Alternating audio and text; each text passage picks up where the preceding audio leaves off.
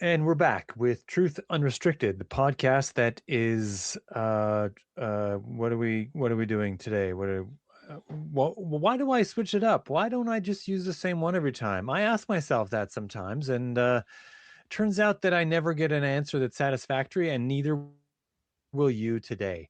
So this is Truth Unrestricted, the podcast that is creating and interpreting the language of the disinformation age. Today it is, and probably next time too. I'm Spencer, your host, and I'm back again today with Patrick. Patrick, how you doing? Good, Spencer. Hello, how are you? Good. We have Spider-Man. He's producing Oh, yeah. drunkenly. Uh, Perched there watchfully. yep. And yeah, I want to talk about. We're going to talk about an old TV show from Britain that almost no one has seen. It's going to be so much fun. Everyone will be riveted. This is exactly what everyone showed up here for. But first, I do have some housekeeping, Patrick. I'm So, ready. uh, some time ago, several episodes at least, I was talking about the fact that I was getting some unsolicited emails about someone. I suspected they were all from like the same source, but they had like different email addresses that were being sent from, and they all claimed to be like, authors of self-published books and this sort of thing and they all appeared to be written by some kind of chatbot style language model program, and I didn't respond to any of them. And at the time, I was talking about getting some real correspondence, some real feedback from actual real people. And I mentioned that I get all these emails that are just like from nobody. Um, and the housekeeping, the update on that is that shortly after I mentioned it on the podcast, I stopped getting them. Hmm. Hmm. Yeah, so the pattern was I would get one, like, someone would, self-publish book X, and I would get someone that's supposedly, maybe from that author, or like a person that's speaking for that author or something, and then like 4 or 5 days later I'd get a follow-up email, just in case you missed this in your busy inbox, just following up on this. And Hmm. this was the pattern. Like every week would be another one, and then a follow-up email about it, and next week would be another one, a follow-up email about it, and it had been happening for months, Sorry, maybe Spencer. even What as what were many as they 6 months. asking? Were they proposing They're something or proposing that I have them as guests on the podcast. right? Okay. Yeah, yeah. That it was almost always like, we think this would be a great guest for your podcast, and they would even throw in a little snippet of a phrase that I had used in the most recent episode, as though to show that they're really listening to this podcast and they know the content I do, and that they therefore know that the content of this other thing is going to fit well with this. The few that I looked into told me that for sure none of them were going to fit. They were almost all in the what I call the unreal idea space, pushing ideas that are mostly conspiratorial in nature, and that's why I never responded to any of them. I never bothered to do that. But shortly after I mentioned on the podcast, they just stopped coming to my inbox. Hmm. Someone is reacting to the things I say into this microphone, Patrick. That's exciting news. That's really exciting news. No Are doubt. you don't sound as excited about it as I do, but that's really exciting news. I was hoping for feedback, and I didn't get the kind of feedback I wanted, but I got something. Someone out there is reacting to this. It's amazing. It could be. I mean, the first thing that comes to mind for me is that they weren't reading the room of no response, and maybe they were earnestly just asking because it hadn't occurred to them that it wasn't going to be a fit. But I guess I'm curious because, like, I think in your role, I would be semi tempted to just like make it as if it was happening just to see like what they had to say, and this is like no commitment to air it, Like right? a And just get like them in front of the microphone. Who the fuck are you, right? Like like a fake job interview kind of thing. maybe, yeah. I heard a story about a guy. this was a person that a person I knew. So only 1 degree of separation, but still maybe apocryphal. But I heard a story about a guy who, like, on the weekends would put in like an ad in the paper or in Kijiji or whatever for some kind of a job that didn't exist. And then when people would contact him about it, he would do an interview in like a coffee shop or something. And then he'd say he's going to get back to them and never get back to them because there is no job, and just do job interviews in his spare time, Wow. just Wow. to to have a Make story up a about. job that doesn't exist too, right? Like, Well, I don't know see enough who about it. shows up for Yeah, that. yeah, I don't know what kind of job it was. I don't know, but yeah, I that was mind boggling. I wanted to like talk to this guy and be like, who the fuck are you? Why do you do Yeah. this weird thing? Yeah, but Well, you I just start didn't. applying for every job you can until If you I get had a him lot to more respond. time in my day to fill, I might have done that. I might have Yeah. Yeah. contacted one and say, hey, Just thinking, how would you track someone like that down so that I don't know, but I stopped getting the emails. I don't have to worry about doing that anymore. But yeah, Hmm. anyway, let's get back to the actual thing that we are here to talk about, Patrick. So All right. there was once upon a time, nearly 60 full years ago, a TV show that aired in Britain, and it was called The Prisoner. So I have been slowly putting the screws to you, like very soft, gentle screws, but screws nonetheless, putting the screws Yes. to you to get you to start watching this. And you have begun. Yes. I'm so happy. Um, so you've watched 2 episodes so far, as I understand. Is that right? Uh no, I've watched 3. I watched episode Three. 1, 2, and 4. Oh, you okay? All right. Yeah. Okay.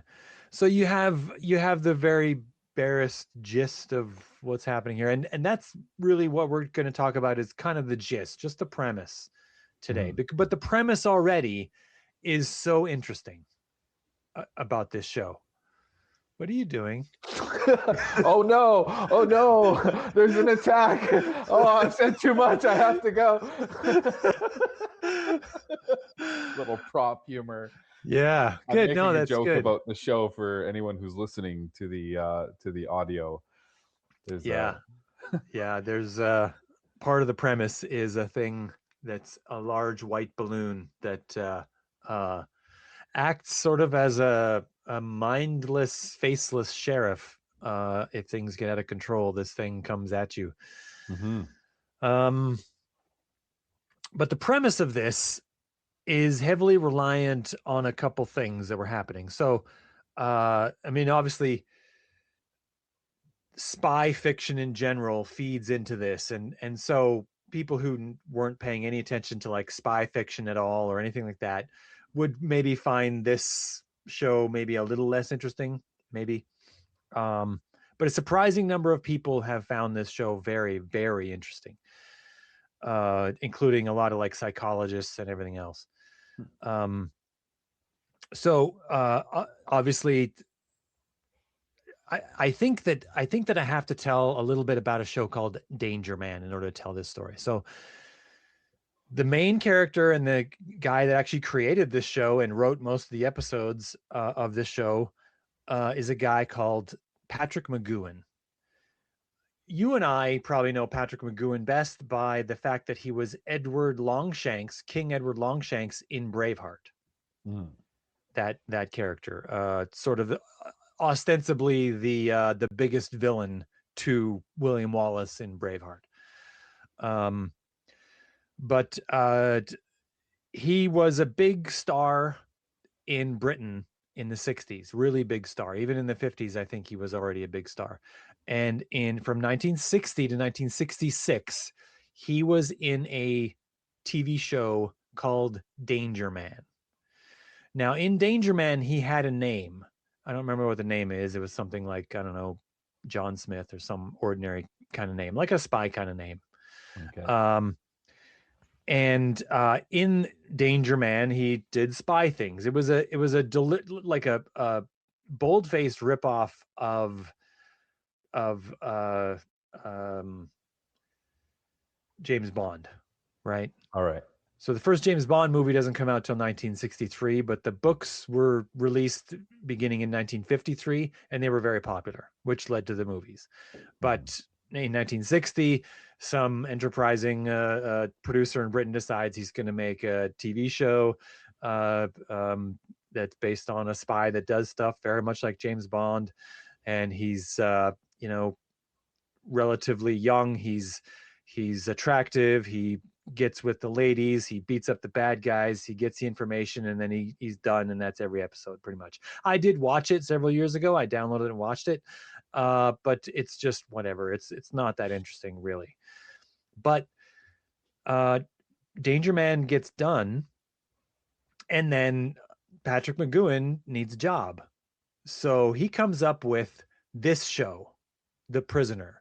So for a lot of people, The Prisoner is a spin-off of Danger Man, because to a lot of people, he is playing the same character he was playing in Danger Man, like a spy, man of mystery, kind of thing, but he's in a totally different world.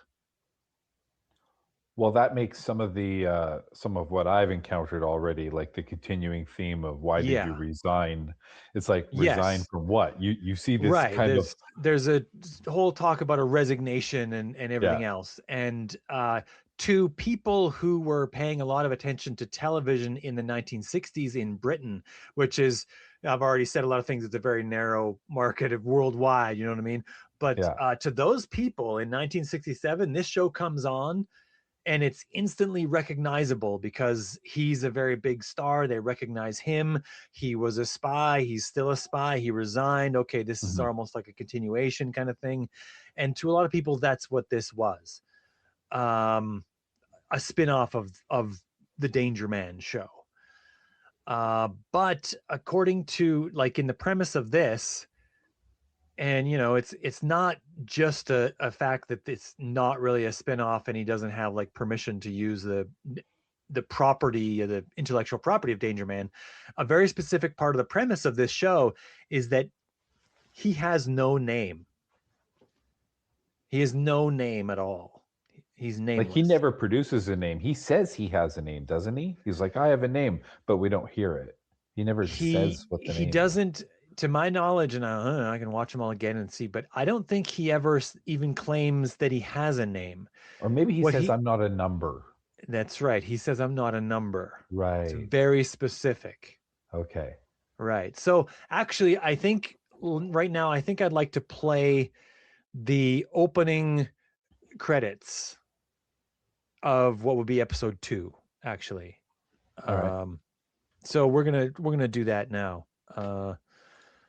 Just a moment, because of some things that happened before the show. I don't have this ready anymore, but I do now, and we're going to show it now.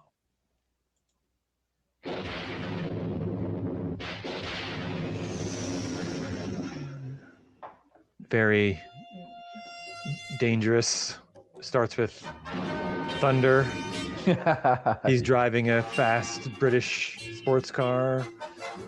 He's in London. It's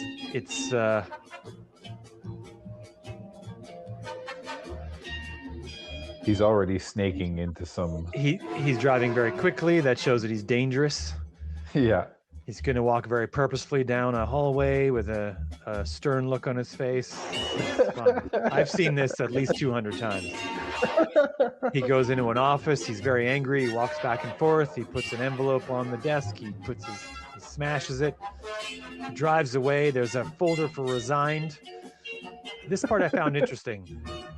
So The Roman numerals? well, no, as he's driving away, this is a machine that's doing this, right? Oh yeah. Yeah, Very Amazon factory of today, you know what I mean? yeah. Yeah. and then he's being followed. We saw that car a couple other times as he's driving. They are blatant. It's a big black car, and from it He's comes packing. a man dressed in black with a tall hat, and he puts some sleeping gas into the room, and our hero falls asleep. His And the last theme visions song of the is skyscrapers. over. Yeah. Uh, And thus starts the speaking part of the opening credits. How come it stopped? There we go. All right. he wakes up disoriented.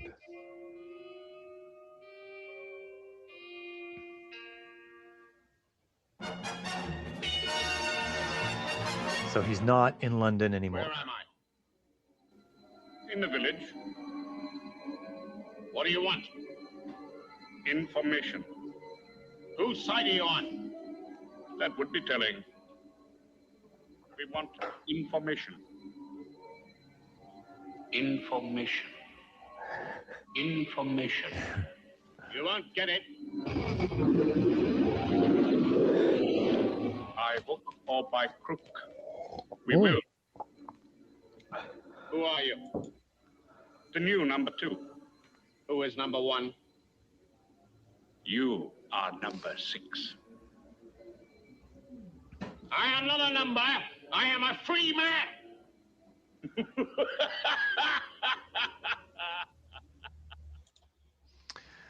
Okay. So that there's so much there, especially during the speaking portion. I have it here. I wrote down a little transcript of it. So in this dialogue, it's essentially like an interrogation. Only it's the prisoner that's interrogating the ostensibly the person that has imprisoned him. But the answers are often not direct answers. Sometimes they're not answers at all. Certainly not the answers to the question that was asked. And it speaks of a power imbalance and also of misdirection, of the fact that maybe this person, the prisoner, is not gonna get what they want. So a couple points of it I want to point out is that he asks, "Who are you?" At one point, the prisoner asks, "Who are you?" And the answer is the new number 2. And in response, number 6 asks, "Who is number 1?" This sort of implication being then that the number you're assigned is related to some level of importance. So if there's a number 2, number 1 must be more important than number 2. But he doesn't get an answer to who is number 1. The answer is, you are number 6. And that's when we get the response, which is sort of the one that everyone remembers a lot, which is, I am not a number, I'm a free man. Which, it's not explicit, but it's implying that the process of making him a number makes him less free,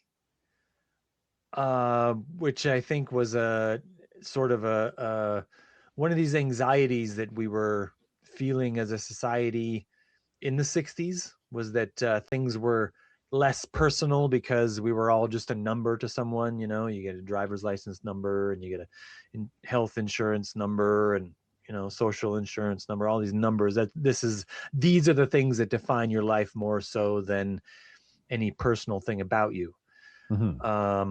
Which I think is interesting, because I've read a bunch of obituaries in my life, and none of them listed any of these numbers. They all listed the personal things about those people that were relevant, right? So I don't know. I think this is more of a fear that's maybe unwarranted. I don't know. Maybe we get over this fear at some point.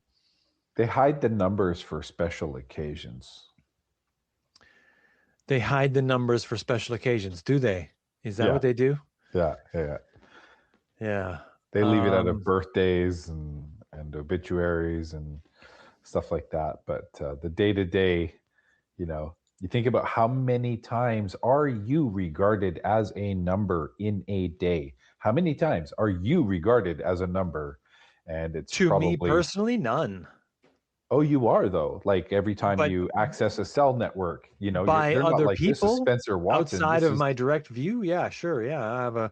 I have a couple of numbers that are related to my phone. There's a series of numbers that are associated with my access to the internet that Mhm, I mhm. don't need to see or bother to know about. Basically all the memberships. Yeah, all the little touch points are numeric Yeah, relations at some sure. level of reporting. So, Do you know why though?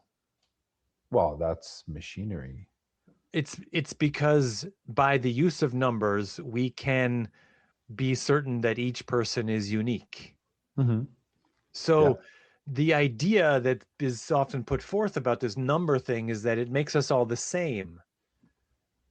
by But we being use the reduced to numbers that. Yeah. because that's the only way we can be sure that we're uniquely identifying each individual person. And no one ever It's thinks, some oh, they're really reducing deep us to irony there letters. somewhere, right? Yeah. Like we use the numbers because that's the only way we can be sure each person is an individual. But Yeah. in doing so, we make everyone feel like none of them are actually individuals.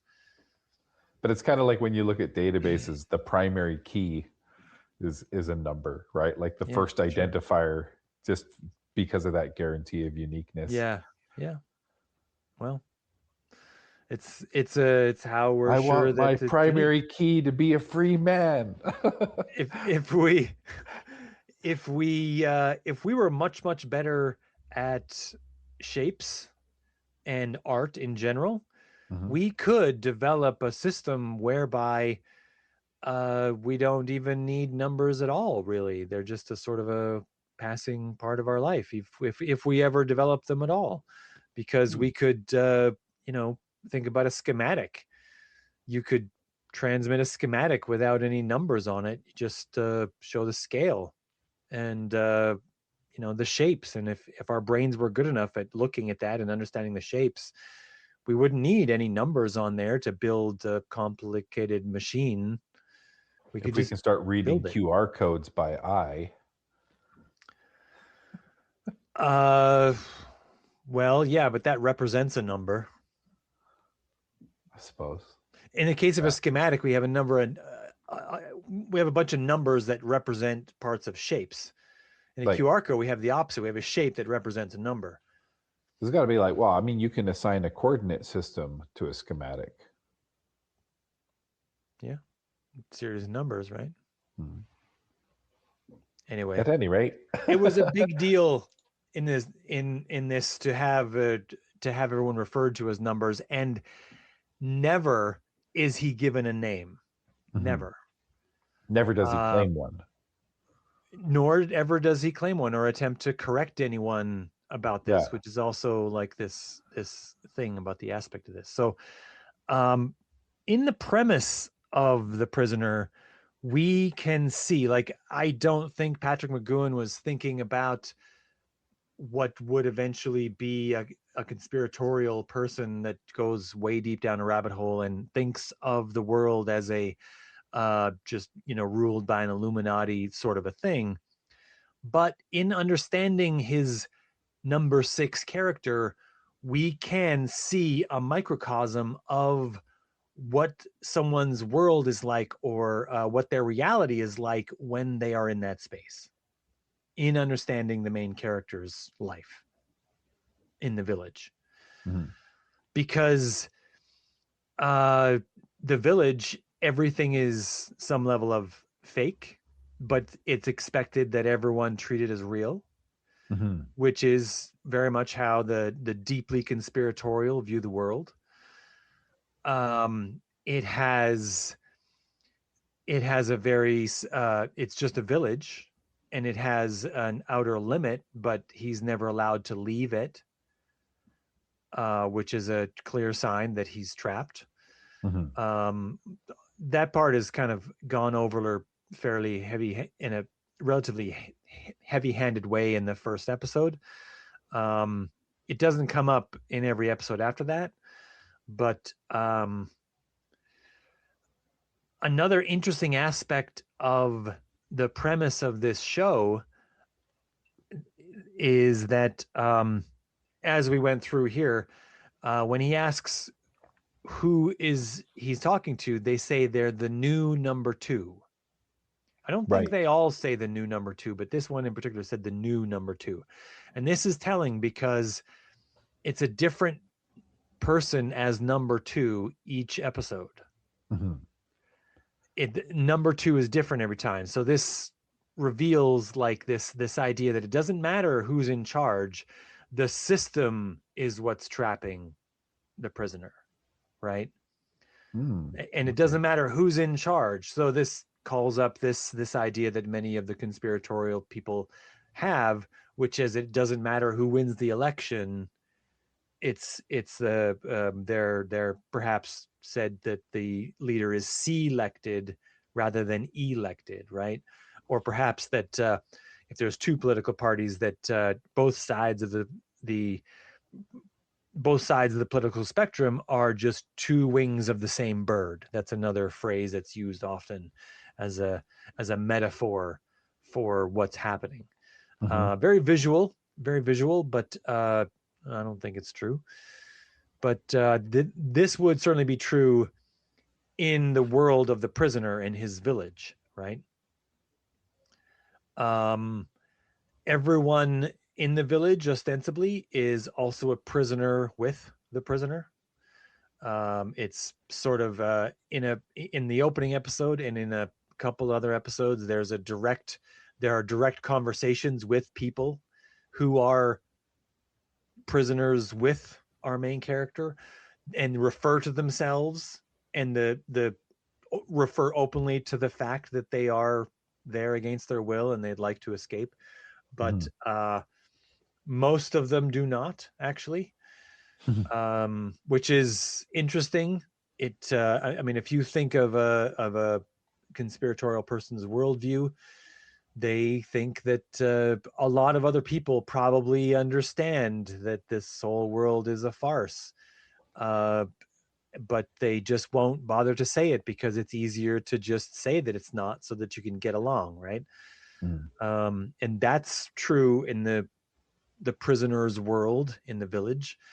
Also in a few episodes, there are people who reveal themselves who appear to be also prisoners with the real prisoner, but who are in fact working with the people that are imprisoning the people, right? Well, see, that's been my feeling about all of them. They all feel like staff playing roles because none of them are exhibiting any sort of lean towards freedom, right? Only Well, insofar as that he needs people to talk to, right? So that, right. yeah, I want to deal with freedom. It's just like this is I feel like he's the only guest at the resort. In his world, as soon as he comes to realize that not everyone is honestly a prisoner, Yeah.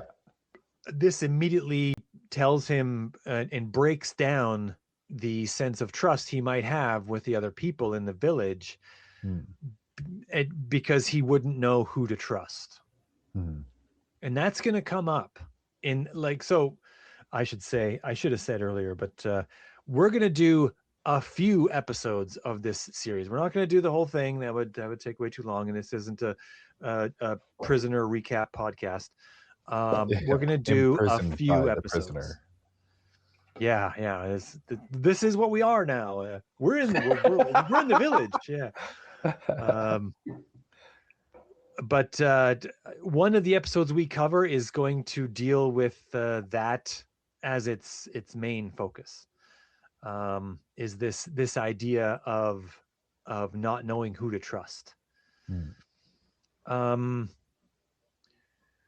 So there's a couple other common elements in addition to the fact that it's a different person as number two in each episode. So one thing that's true in the village, and it's not true in like most villages in England, is that there is a public address system, and it is used in the series. It's used as part of the storytelling to take the place of a narrator, for one thing. Okay. But it's the way it's done is that it's also part of the village, in that this is ostensibly like a radio that you don't get to turn off. They can play anything they like at you. They can tell you anything via the address system. Mm-hmm. And this gives it this sort of like fascist feel, that there's a bureaucratic entity in charge, and they choose what is said on the public address system, and you're not in that group. So I have another clip, and I'd like to play it. It's from the same episode I grabbed the opening credits from. By the way, I wanted to mention that the opening credits take a full 3 minutes to play. I know. Like, it's nuts. Yeah. He must have loved the opening credits, right? Because Yeah. yeah, I mean, most shows would not want their opening credits to take that long, but I also suspect that I mean, in the documentaries about this series, friggin' Patrick McGoohan was like not getting any sleep. He was doing everything. Like, he was writing all the episodes, he was directing a lot of the episodes, he was producing, he was doing everything for this damn show. And so I think that he was sort of padding the opening credits so that they could take up some time, so that would be less of the time that he'd have to write material for the show. The old Which I think filler. yeah. You do a presentation, and it has to be so long, so you're gonna add a lot of pictures, a lot of figures, a lot of graphs, right? Yeah. 10 pages, okay, well, 4 of them easily could be just graphs, right? Easily. So we're gonna play this. It's just it occurs in the episode. It occurs immediately after the opening credits. So let's get this back up.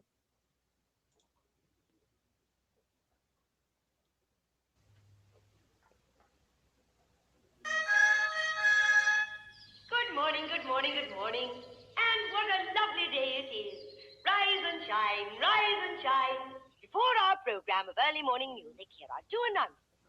The long-range weather forecast is that the fine spell will continue for at least another month.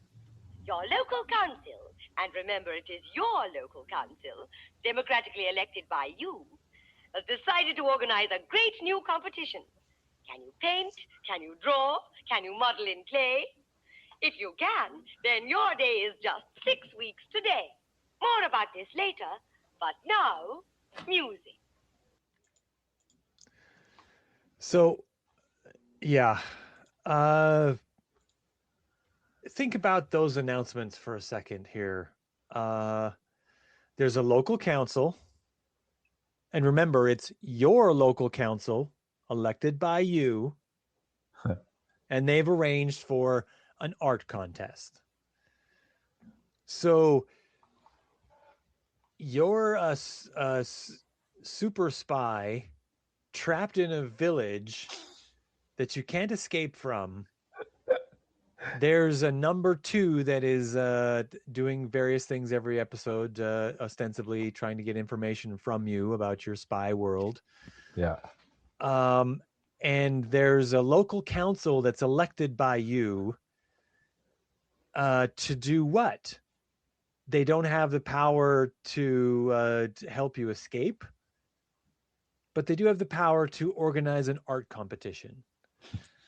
So this is a sort of from the conspiratorial mindset view of the world, this is the world that you might elect a mayor to your town, and the mayor of that town is never going to, help you to understand the Illuminati, but they will organize, some things to distract you from the Illuminati by, there might be there's going to be a mural downtown, and there's going to be we're going to have a project to spruce up some of the sidewalks, and there's going to be some things happening in this town. Everything's going to get better around here.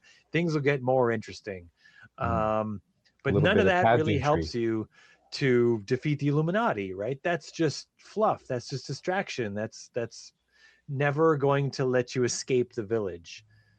I thought that was an interesting view of the announcements. And of course, in this way, they're also doubling as a narrator, because now there doesn't have to be a narrator's voice that tells us that, yes, the prisoner is going to get ready for an art competition or whatever, right? Like it's not needed, right?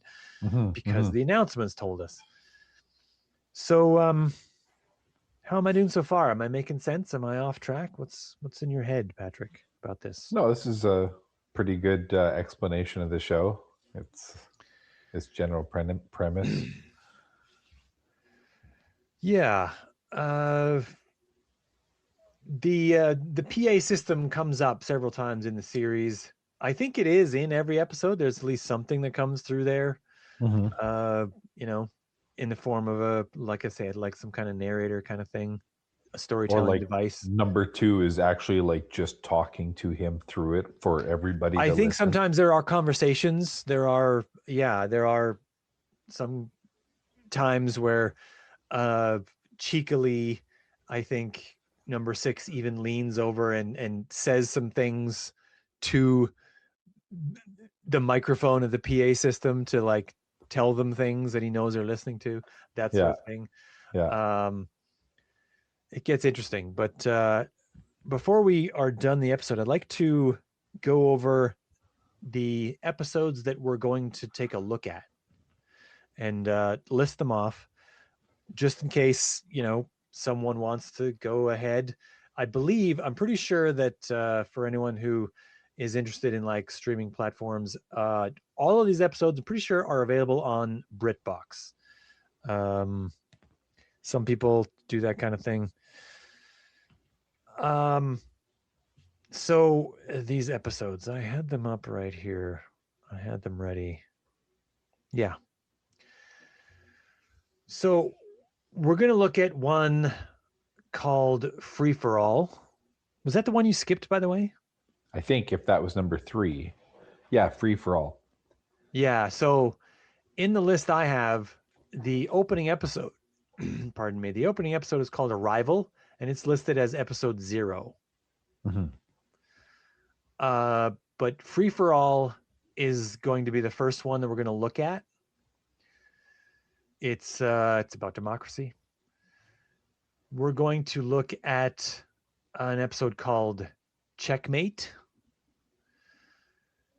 That's very, very interesting. And we're going to look at one called It's Your Funeral. That's also got some very interesting content. And then we're going to look at the final 2 episodes. We're going to do one episode about the final 2 episodes. All right. Because they're the only 2 episodes that go together. They're like a 2-parter, and they close out the series. Okay. So as a wrap up, we're going to do that one. But just in case, I'll put it out there. If anyone happens to be a big fan of The Prisoner, maybe I have someone who's listening who is wanting to sell me on the idea of many people they know being on the podcast, and they stopped sending those messages because they thought I didn't like them, but they really like The Prisoner, and they have some other favorite episode in mind they'd like me to also wedge in here sideways or whatever. Send that along. Maybe that'll be fun. If it's one I like. There's other episodes I like. I don't want this to be, I didn't pick on 10 episodes or anything, because I want to keep it fairly brief, but it's still 5, this one and like 4 others. Yeah, this So- isn't Prisoner Unrestricted. No, that's not. No, and we're not even doing that as a side podcast. No, No. that's a no on that. Negatory. Yeah. So with that, we'll wrap up. We don't have to be here all day. Patrick, you've watched just a couple episodes. What do you think so far of The Prisoner? Is it weird enough for you? Yeah. It's Yeah. I mean, it keeps you guessing. I don't Oh, find yeah. I don't find the storyline is like alienating me or anything, but there is a bit, just because of where we are now, looking this far back in the past, there's a bit of it that just is comical because of how Yeah. serious it was at the time, right? And it's just like, Yeah. I don't know. It's fun. It takes some things. You know, it was 1967. It was a long time ago. Almost 60 years. But yeah, the episodes are not repetitive. That's 100% for sure. They're all unique. There's Mhm. no two episodes that are very similar where you get lost and you get confused between them. Nothing like that. Mhm. Yeah. Yeah. So anyway, we'll sign off here. So do you have any closing messages, Patrick? No, You just good? No? thanks for having me on. Yeah. All right. Until next time. Yeah. Till next time.